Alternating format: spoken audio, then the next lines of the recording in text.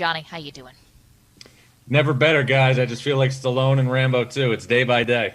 Okay.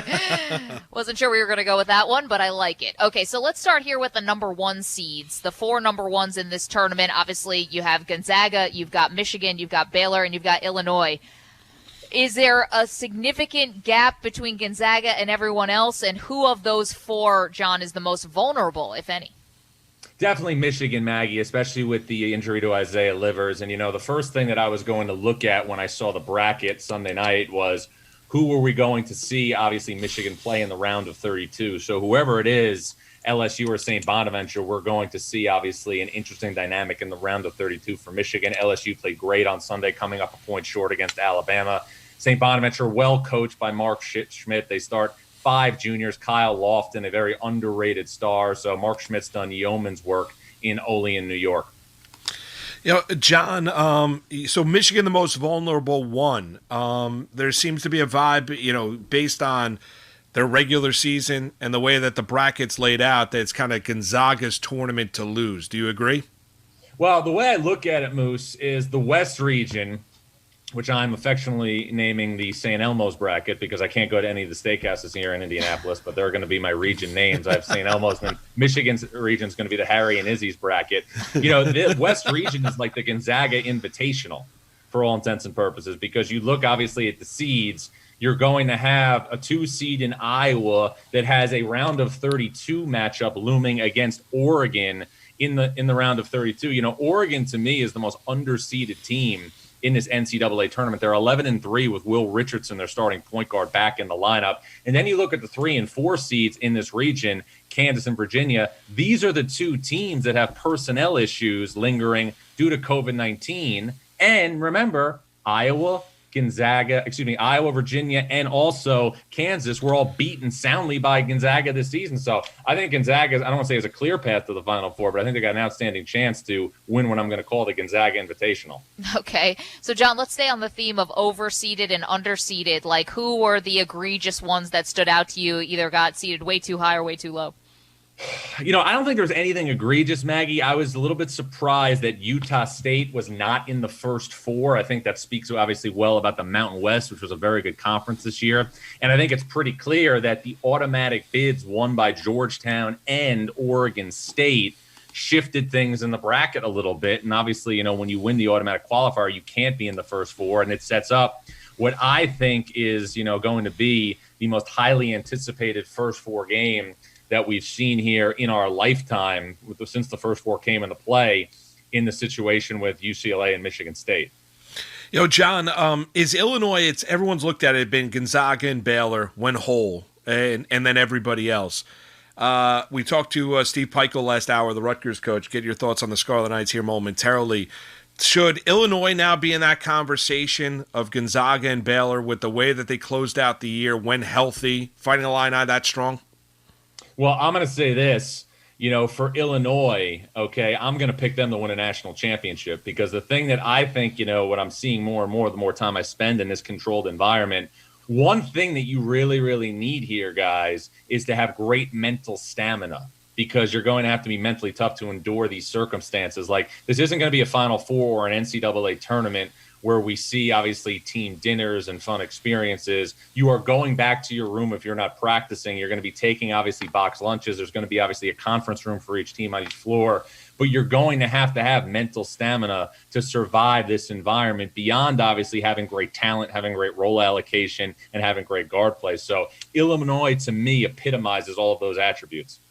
Why them over the other seeds, John? Like, what specifically do you see why do you think they're so mentally tough in that way? Well, I just think, when you have the dynamic that they obviously have with, their ability to kind of, dominate, end of game situations that they do, the way that they were able to go to Michigan and win convincingly without Ayo Dosunmu, all of those intangibles obviously resonating more and more with the Illini.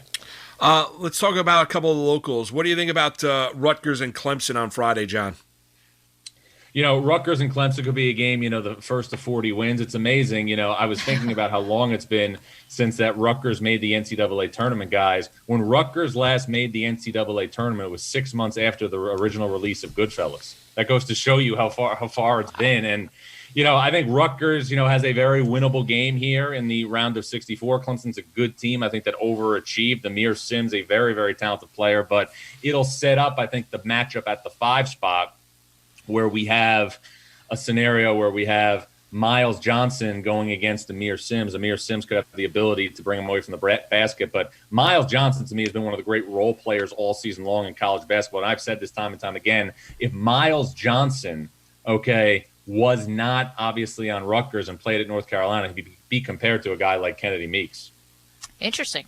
All right, what about UConn, John? We know how dangerous they can be when they get into the tournament. They're going to face Maryland in the opening round game. What's your outlook for the Huskies? I think a really good draw for Danny Hurley and company. I think they have a winnable game against Maryland, a team that, obviously overachieved in the Big Ten. But it sets up an interesting dynamic here in the round of 32 because the Dan Hurley-Nate Oates connection is fascinating. When Dan Hurley was trying to get Rhode Island's brand off the ground before he took the UConn job, one of his top recruits was a player by the name of E.C. Matthews. E.C. Matthews, was coached in high school by Nate Oates. And Dan Hurley was so impressed by Nate Oates that he said to his brother Bobby, this guy has the chops to be a college coach one day. When Bobby Hurley got the Buffalo job, he then hired Nate Oates as an assistant coach. The rest is history. So if we get that matchup, that's definitely a storyline to track and follow. John, great accomplishment for Pitino and Iona with all the limitations, the stops and starts in the regular season. When their conference tournament get in, unfortunately, they get Alabama in the opening round. And Alabama, if you're looking at a team that could have been in the argument discussion for being a number 1 seed, it was the Crimson Tide of Alabama. Can Iona keep it close against Alabama in their opening round matchup? It's a tall task, guys, just because I think obviously on paper it looks like Rick Pitino against a 2 seed and people want to be optimistic for an upset. But Alabama has awesome firepower.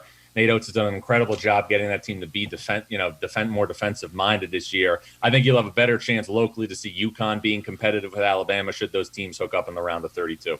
John, give us a Cinderella or two, somebody who you think could really, make a name for themselves in this tournament. Who should people be looking for in their brackets? UC Santa Barbara, they're a team I think that can beat Creighton in the 12-5 in the St. Elmo's bracket. You guys know me pretty well. I've never really believed in vacation.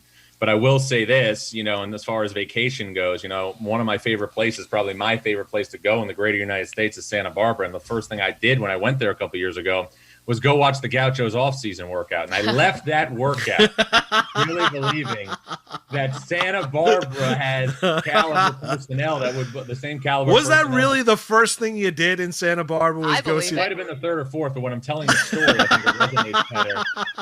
It resonates better. But the thing that really makes it interesting when it comes to Santa Barbara is their personnel and their roster looks more like it should be played in the American Athletic Conference. So this is a team that has high major transfers. Ja'Cory McLaughlin, an outstanding guard who was a transfer from Oregon State. Miles Norris is a transfer from Oregon. So I look at, Santa Barbara as being a team that can win a game in this NCAA tournament. Johnny, I got to ask you about Syracuse. Happy they got in. Happy, obviously, as an alum that they got in at large bid. What about their matchup? I know there are a lot of people that are high on San Diego State. What about Syracuse and the Aztecs opening round? Aztecs are underrated. And, guys, really underrated nationally. How can a team that's won 14 games in a row be hiding in plain sight right now? That is what's going on when you look at San Diego State. And they don't have the pedigree or the buzz that they had a year ago when we saw, obviously, Malachi Flynn lead them to a 30-win season. But San Diego State has second weekend caliber potential. Jordan Shackle, Matt Mitchell, a pair of wings that can really score the ball. They've got good rim protection inside with Nathan Mensah. I think the physicality of San Diego State will be going against the skill of Syracuse and Buddy Boeheim. Jon Rothstein joining us. Just a few more for you, John, and always appreciate your time, always, but especially this time of year. One strategy I think that I've used in the past to varying degrees of success when I've been filling out my bracket is just figuring out who are the best players in the country and riding those players. Yep. If you want to use that strategy this year in the tournament, who would you look to? Like who are the top 3 best players in college basketball right now? Obviously, Cade Cunningham, you're going to look at Maggie from Oklahoma State, Ayo Dosunmu from Illinois, Luka Garza from Iowa, a couple of guys who I think could stand out who aren't as well known nationally. One is Chris Duarte from Oregon, who was the best player in the Pac-12, and then another Pac-12 player who will be a higher draft pick than Chris Duarte and could be one of the top 5 pick, is Evan Mobley from USC. When I look at the West region and I see, obviously, the vulnerabilities of Kansas, the vulnerabilities of Virginia, I think 2 teams from the Pac-12, USC and Oregon, in the bottom tier of that region, have the chance to potentially advance to the second weekend. You know, when you look at Villanova right now, injury is an issue. Point guard play is an issue for Jay Wright and the Wildcats. What about their opening round matchup against Winthrop? Dangerous. Winthrop has 11 different players averaging in double figures. Chandler Vaudrin nearly averaged a triple-double in, obviously, the Big South Conference tournament. Really skilled player, 6'7", has a great feel, a great IQ. Very dangerous game for Villanova to start, especially since it feels like Villanova is limping into the game. John, final one for me. It's like a styles make fights question. You know, just based on their style of play, what do you think is going to be the most entertaining opening round game? You know, LSU St. Bonaventure could be one for sure, just because it's a fantastic 8-9 matchup. I think the game between Georgia Tech and Loyola Chicago will be exceptionally competitive, but it feels like with the style of play, it could be more played in an octagon than a basketball court, because that's the kind of game it's going to be. And then I think BYU against either Michigan State or UCLA should be terrific. I mean, Michigan State UCLA is the best matchup we've ever had in the first 4 in the 10 or so years that it's been in existence. You know, John, last week, so you have Illinois. Did you go through the entire bracket? You have your, who do you have in the Final Four? Gonzaga, Texas, Baylor, Illinois, and then I'm going to take Illinois over Gonzaga in the national championship game. And why Shaka Smart in Texas? I just look at that region as being the most wide open, Moose, with obviously the Michigan situation. And, you know, Texas has a player in Jericho Sims who starred last week during the Big 12 tournament, and it reminded me a lot of what we saw at a Jordan Bell for Oregon in 2017 when he just broke out like a volcano. So with the situation we have, right now, with obviously Jericho Sims playing at a high level, the door is open for Shaka Smart 10 years after he took VCU to the Final Four to get back at the University of Texas. Man, that was 10 years ago. That's crazy. That is crazy. John, thank you for joining us from the hotel suite in Indianapolis. So it's St. Elmo's. What are the other 3 restaurants you're naming? St. Elmo's, Harry and Izzy's, and on the top right of your bracket, Baylor's region is going to be the Roots Crisp bracket, and then bottom right, obviously Illinois' region is going to be the Steak and Shake bracket. So you can't really knock the consistency. It's a varying degree of level. But it's fair to give St. Elmo's to Gonzaga. I'll tell you that. That is fair. You got it. So I'll talk to you guys throughout the run here. All right, Johnny. Thank you, John. Appreciate Thanks, it. Guys.